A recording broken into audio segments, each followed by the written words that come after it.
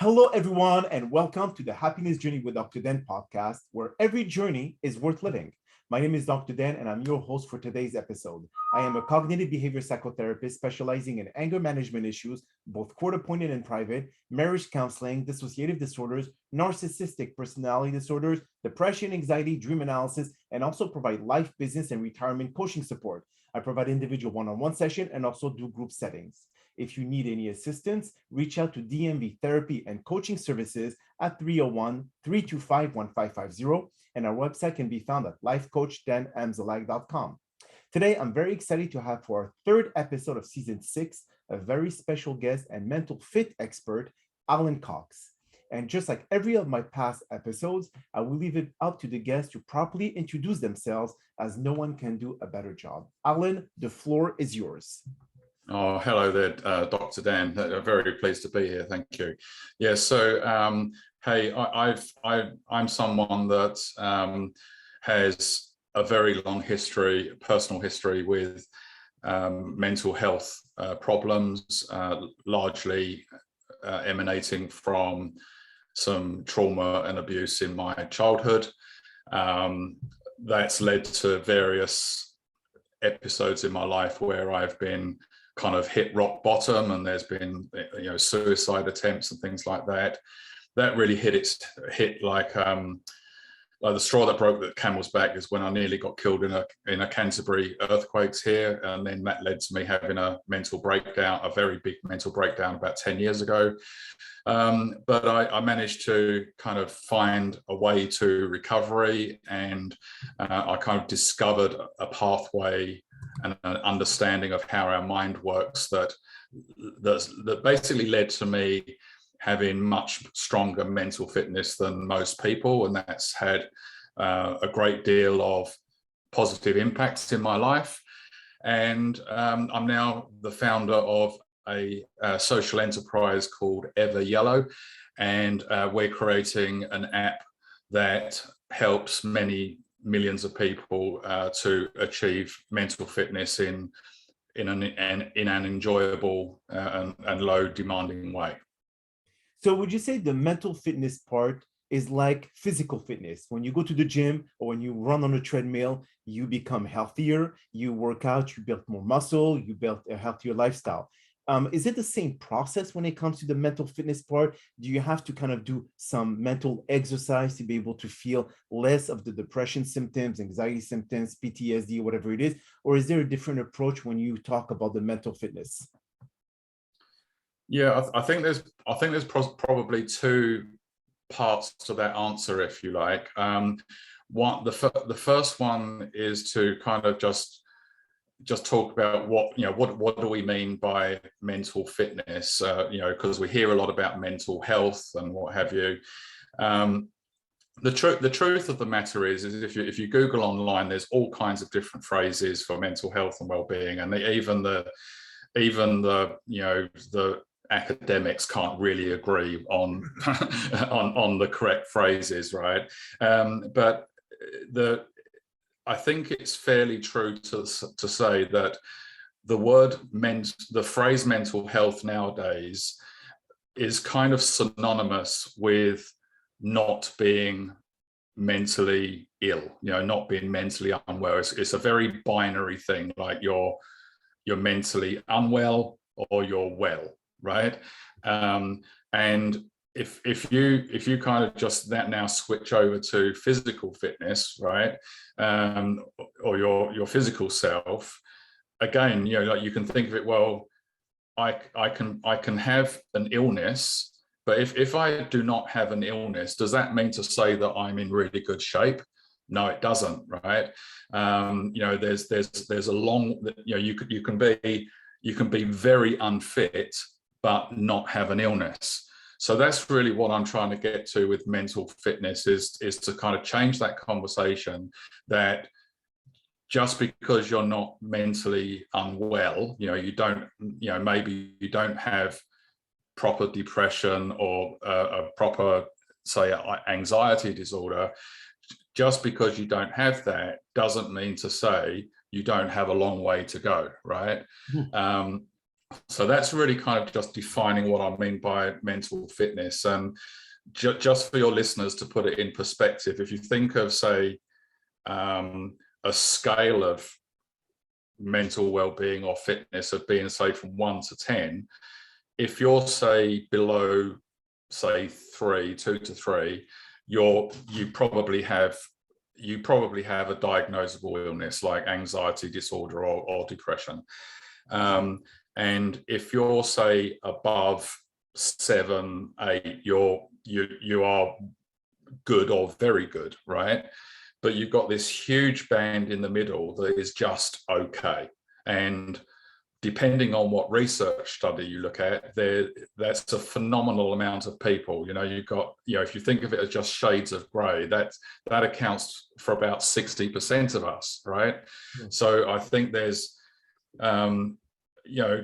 it's kind of become normalized to be just okay. And there's so much more to life if you're not, if you're good or very good. So that's the mental fitness part. And in terms of what you do to get mentally fit, again, you need to understand, well, what happens that makes you unfit in the first place? And that is that if you think of your mindset as being it's a little bit like a computer, right? A computer where you have this, like that, you have the hardware and the pieces of wire that connect one piece to another, and that wiring is similar to what we have in our brain, and that is formed over like many years. So we might have a, say, a neural pathway that basically says, for example, when someone doesn't hold a door open for me, they are being disrespectful to me, so therefore get angry, right? And there'll be a neural pathway that says make that happen. And what our brain also has that's like a computer is the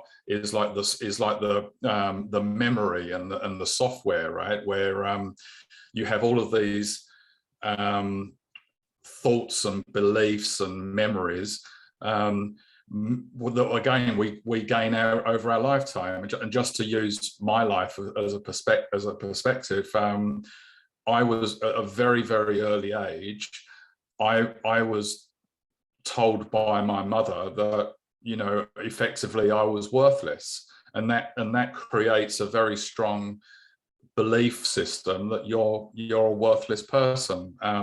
So if you've got this software programming, of which most of it is kind of not true, and you've got this hardware programming which is unhealthy, what mental fitness really is about is basically breaking down all of the unhealthy, untrue material and wiring that you have, and laying down much more healthy ones. And that's something that you, just like exercise, you can decide, that's all you need to do. You just need to decide, yeah, I'm going to do something here. I'm going to start addressing this kind of faulty computer I have in my head, and I'm going to make I'm going to make a supercomputer instead, and that's really what mental fitness is about.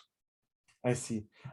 Okay, so let's put ourselves in a scenario, Alan, where let's say someone is taking the test, and you were talking about two different zones. If the result is 2 or 3, then they have a non-diagnosed mental illness. If it's 7 or 8, they're in a real good condition. And the majority of people are like around the 5 or 6, which is around 60, that gray section or gray zone. But yeah, if let's say someone, and as you know, we have a lot of ups and downs in our lives. So some days, if someone, they can feel crappy, they can feel like I'm on the 2 or 3 zone. Sometime when everything goes great, I'm on the 7 and 8. So it's like an electrocardiogram, which it goes up and down based on their mood at that specific moment. But also, if you look at the external environment, where if someone is, and actually right before you, I had a guest who's dealing with they have a personality trait which is called highly sensitive person, okay, which they absorb all negativity, they digest it and they basically keep it in, and that can cause a lot of turmoil in their mind. So if someone is highly sensitive and they listen too much of their environment, and their environment tells them something toxic or something, oh, you're not good enough, you're worthless. So at that time, if they do take the test, they're going to feel very worthless. So that result may not really be substantial for them to know where do they stand on the non-diagnosed mental illness or on the number 8 or 9 where they feel great. So how accurate is that mental fitness process? I think that, okay, so there's a couple of kind of points that you've raised there. First of all, just from a measurement perspective, when you measure somebody's mental health or well-being, and that's not just what we do, like really in any robust test, you're not asking how do you feel today. You usually frame that question around usually how thinking over the last 2 weeks, on average, how would you rate your sense of self-worth, or your over the last 2 weeks, how often have you engaged in positive relationships, that kind of thing. So you basically can take out that kind of inaccuracy in any measurement, right? And if anyone was to be self-assessing, you wouldn't really be doing that based on just in any point in time. But the other thing that you kind of drew on is, like how you do have ups and downs, and as it happens, obviously I'm actually not a medical doctor, right? And I can't comment on your previous listener, obviously, but I was a very similar person to that. I still am quite a sensitive person, and I think in the past, because of my wiring, I would allow my sensitivity to create much more meaning in an unhealthy way than what I really should, and that really is very much like training a muscle, where in the early days, like, you might kind of have an automatic emotional response to something. Once you decide to work on that, you go through a period of kind of catching yourself, like, oh, I'm having this emotion. Instead of just letting that emotion take hold like it normally does, stop and observe the emotion and start questioning it. And then, you can decide to have a different response. And over time, you find that your automatic reaction becomes less and less. And I can speak from my own experience that all kinds of things that used to have an automatic emotional response for me, and now I guess I feel so advanced in that kind of reprogramming of my mind that I don't even have any response at all. I don't even have to catch myself. I won't say that's all of the time, but I'll give you an example. What happened quite recently.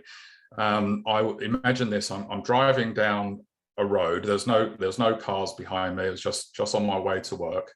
And on the side of the road, there was 3 young lads, maybe, I don't know, 12 to 14 years of age, something like that. They looked like they was larking around. And just as I got very close to them, 2 of them started running out in front of me, but then they stopped just before they got to the road. They kind of was pretending to. And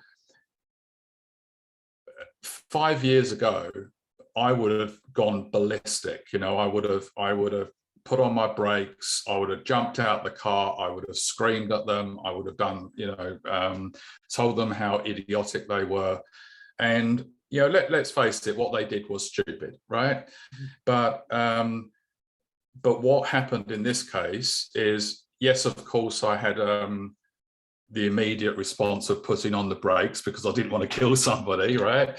But one in the nanosecond that I could see that they were just mucking around, I looked in my rear view mirror and I saw them all laughing and joking, and my automatic reaction was to smile and remember when I was their age and pranking around being silly, right?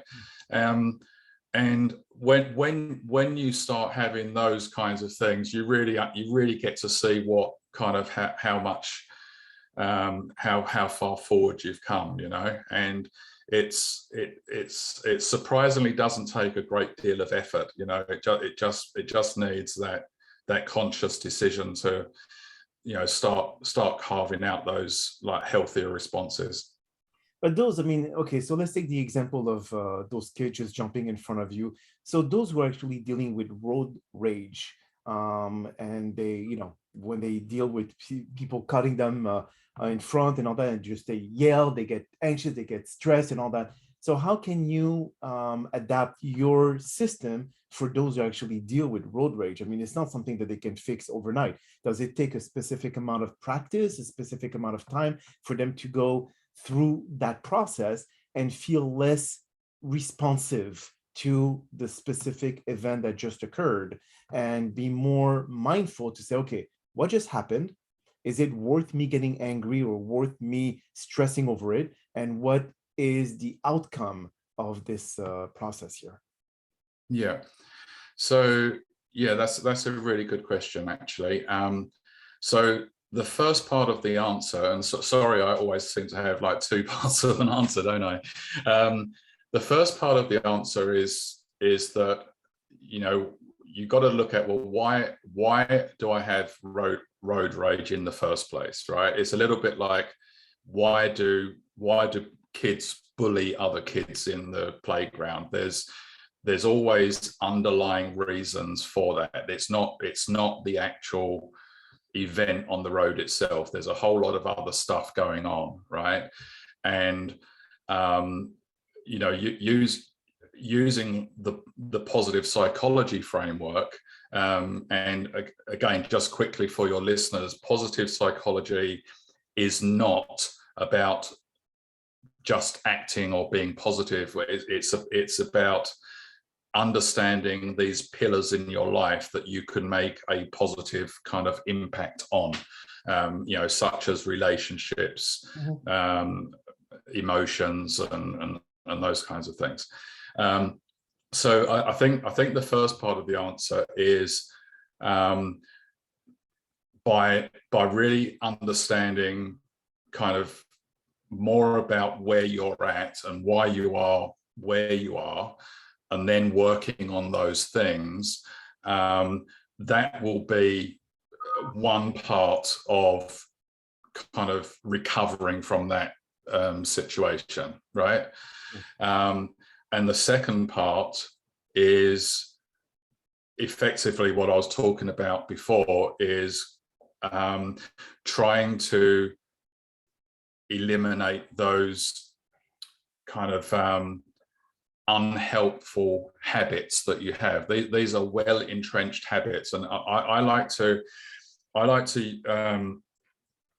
use the analogy of imagine you're in a field with tall grass, right? And the one of the pathways in that tall grass, it's so easy to walk that path because it's been walked 1,000 times before, right? That's this person in a car is an idiot and was trying to kill me path, right? That's, now, in order to in order to move to a better path, to a healthier path might be, well, I'm not dead, I'm still here, I'm safe, just let it go, right? Don't even think about it, right? And that path is in another direction, and it's never been trodden before. So the first thing is to decide, I want to go this other way, right? But you're always going to have a tendency to go the way that's well trodden, right? So in your brain, there's this concept. Well, it's not a concept; it's a well proven part of neuroscience called neuroplasticity, right? Where that well-trodden pathway, if you want to break that down, you can form healthier pathways and reduce those negative, unhelpful pathways.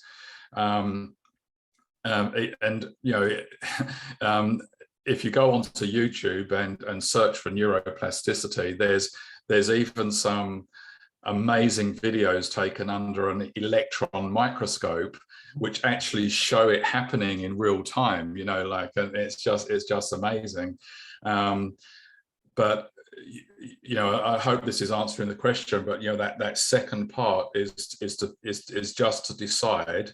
I'm gonna try my best not to go that well-trodden path anymore, and to understand that by trying to carve a new path, it's not going to be easy. It's not going to happen overnight. But if I keep on pushing ahead and basically carve out that new pathway, what will happen? That old pathway will become long grass again, won't it? And the new pathway will be well trodden, and it will become automatic, and that's exactly what happens. So here's a tricky question, Alan, and maybe you may assist me in differentiating the two type of behaviors. So if we go back into you saying that, okay, I'm not going to let this bother me. I'm going to just kind of like let it go through me. And not, really, I'm going to start over again and not feel the same thing that I felt before. But then aren't we fixing a problem but creating another one? Which means that when you let all the anger dissipate, it really does not dissipate. You just let it control. You control the anger. You do not kind of like suddenly it evaporates, because it goes inside you, and it depends on how much you let it go outside of you. But if you're fixing a problem, and then, as you know, it takes around 45 days to change a behavior or to change a habit or create another one. But then you're creating a passive behavior, which means you allow things to happen to you and say, no problem, I'll let it go. But then that creates a way where people will start taking advantage of that new passive behavior for you, because they know that, we could really take advantage of him. It's not going to bother him because he's going to just let it go through. And that, again, you fix a problem, but you create another one. So how do you put a limit between those two median and go right in the middle, not letting things bother you, but also not being taken advantage of? Yeah, I've never been asked that before. I'm always in good questions. Yeah, that's a good question. So first of all, I think first of all, I've not, I've been kind of practicing this for get on for 10 years now, and I've never experienced that. I haven't. I think if you was to know me, reasonably closely or not, you would probably see me as a stronger person now than I was before, right? And that strength comes from just being much more confident in yourself, right? Things that say you would have bottled up in the past, you start having the confidence to say, hey, look, I didn't like the way you spoke to me in that meeting. We we need to look at a way of changing that behavior, please. Otherwise, I'm out of here, right? So I think part of it is, it's absolutely not about becoming this soft animal that everyone can take advantage of. I think it's the opposite of that. And I've just not experienced it. But I think the second thing is it's about context, right? In the real world, there are things that, because, for example, the very old part of our brain that's always looking out for danger might make us feel scared or angry when certain things happen that aren't actually a threat to us at all, right?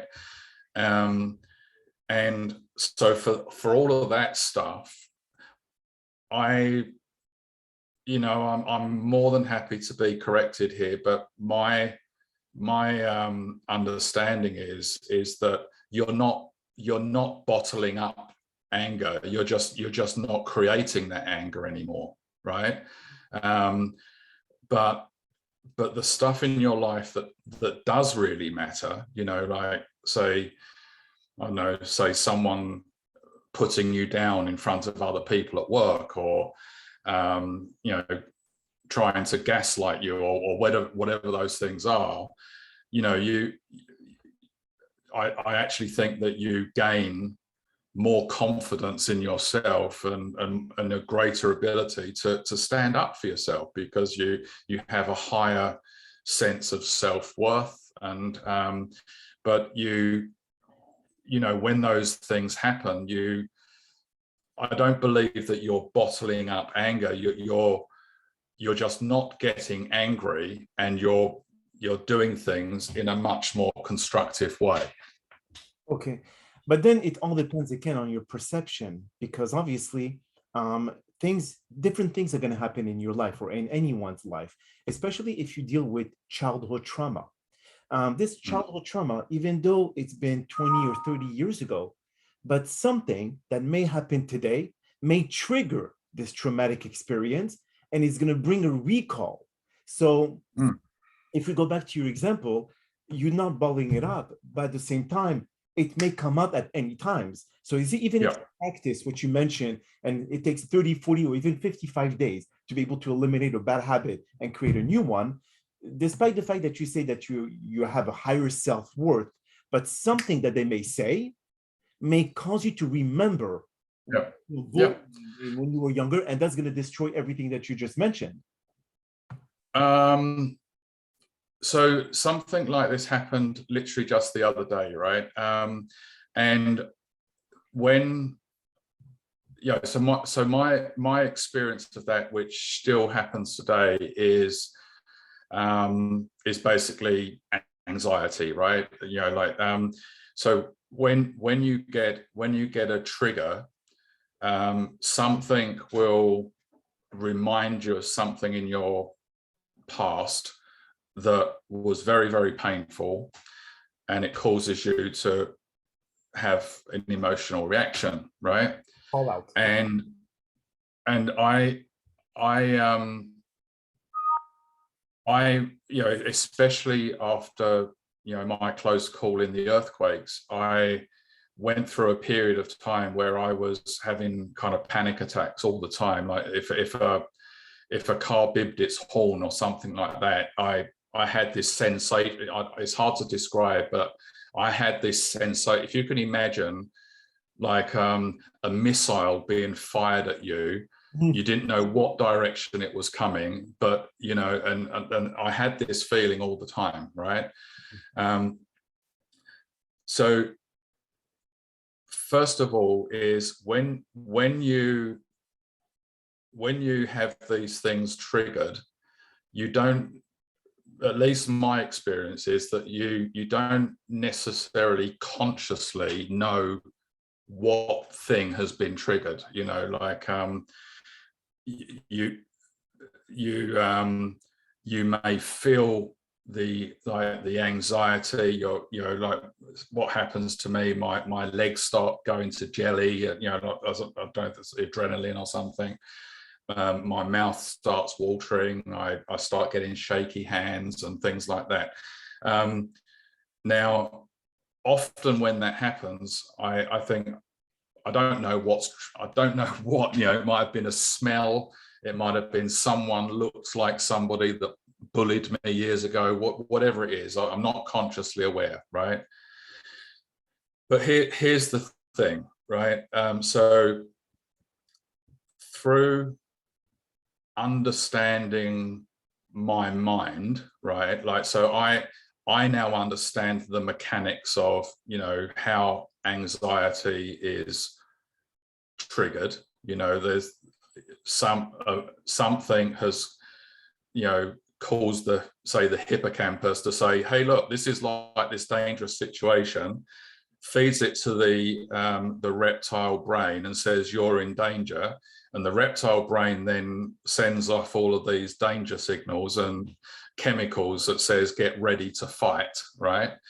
And so what I find now happens is, I was sitting down the other day with a guy that I hadn't,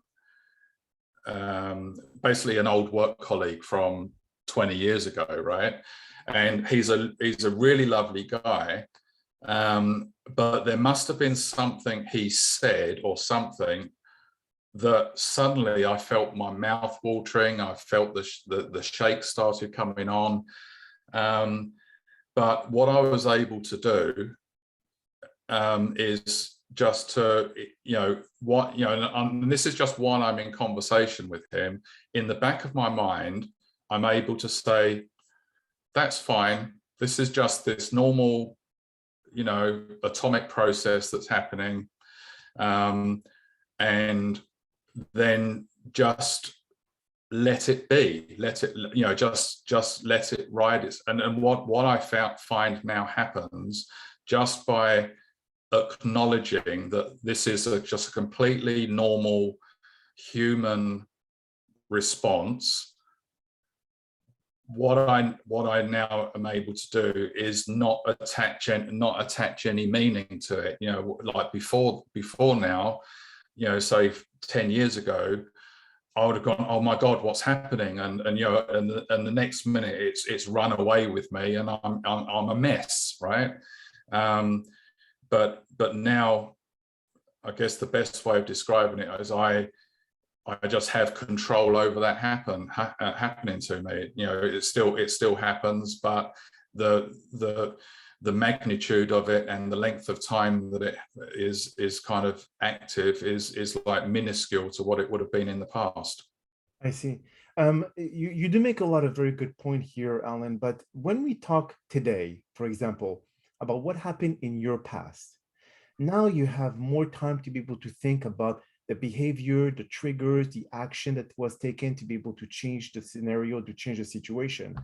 But when something happens to someone at that given moment that is traumatic, let's say diagnosed with cancer or anything of that sort, they don't really have time to process that information like we do now, discussing about it and going into the past, and you have had enough time to be able to understand the situation, understand the triggers, understand the lack of fitness, mental fitness. Now, how do you suggest to someone who's going through a traumatic experience now and not falling into a panic mode? Because this is what most people will fall into. They don't have time to separate themselves from the situation, analyze it, understand it, and then take I would say action towards what are the best solution for what's going on at that given moment. So what would you suggest to someone who is dealing with a situation like that and be able to kind of like figure out the best course of action to take? So I think we're starting to get into kind of a territory that's kind of outside of what I would actually give advice to. If somebody is, I get a lot of people because people know of my work and my journey, I naturally get a lot of people pull me to one side and talk about various things. And when there's something that seems reasonably serious, I will never give advice. I will basically say, look, for example, a guy came to me recently and said, look, I'm really worried about a friend of mine. We're worried that he might be suicidal, blah, blah, blah. And I said, look, there's only kind of two pieces of, like, in quotes, advice that I'm going to give you. One is, even though you're a male and he's a male and you're both, straight males, right? Number one is to hug him, tell him that you love him and that you will be there for him. And the second thing is do whatever you can to get him to see a doctor, right? So I think my advice would be that if people have something quite serious going on and it's down at that kind of level where it's really becoming impactful on your life, and then I would probably say, look, you probably need to see a doctor. They will be able to diagnose properly where you're at. They might give you some medication to help the scenario. Just as a very quick aside on that, I strongly, I think there's a kind of a big stigma about taking antidepressants and things like that. I think there was a book by Johan Hari about the truth. I think it's called The Truth. I forget what it's called now. Lost Connections. That was a very, very dangerous book because it basically said to people, like, antidepressants are not the solution, but if you're in a bad way, then antidepressants for a short period of time can give you that mental space to work on things. Whereas if your brain is kind of full of these chemicals that's making you feel like absolutely crap, you're not going to be able to work on the things that you need to work on. So I guess that would be I'm not evading the question, but I don't like to give advice to that kind of thing. This is honorable, Alan, and I can go on talking about this topic because it fascinates me, and I know in my practice I deal with a lot of people who have mental illnesses, and like PTSD, depression, anxiety, and so much more. But unfortunately, that is all the time that we have for our today's podcast. And I really do appreciate you taking the time out of your very busy schedule, Alan, and all the way from New Zealand to join us. And thank you again for participating and inspiring our many listeners with your incredible story and system. Now, we hope that you have all enjoyed today's episode. And I'm also very excited about the many upcoming guests that we have scheduled for season 6 of the Happiness Journey podcast, filled with inspirational stories, just like the one that you listened to today. Now, here are some concluding words of wisdom. There is no use to looking back at yesterday. You're no longer the person you were back then. Every morning the sun rises. You are a changed person. Change the experiences you've had, the lessons you have learned, and the much love that you have received. It's time to move forward and embrace the life that you've been given and be grateful for the many blessings that you've been bestowed upon you. Now, there will always be ups and downs, good times and most probably bad, losses and gain. Life is about learning lessons, showing love to others in the process, and growing into a beautiful soul that you're meant to become. Don't let yesterday rob you from your happiness today. Be mindful and be grateful. Every time the sun rises, it's a new opportunity to make your life the best it can be. Don't be afraid. You are the author of your own destiny. Write it the best way that you want. My name is Dr. Dan Amzalag, and you may all be pursuing your amazing journey in life.